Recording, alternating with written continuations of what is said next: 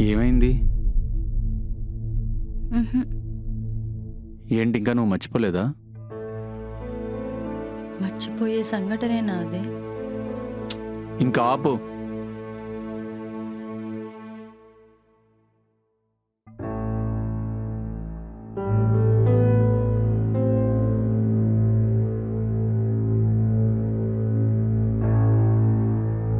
ఏంటి ఆలోచిస్తున్నావు? చిన్నప్పటి నుంచి నా లైఫ్ అంతా ఎప్పటికైనా హ్యాపీగా ఉంటుంది అనుకుంటూ ఉండేదాన్ని. ఇప్పుడు అంత హ్యాపీగా ఉండేసరికి ఇదో కలలా ఉంది. చిన్నప్పటి నుంచా? ముందేమైంది?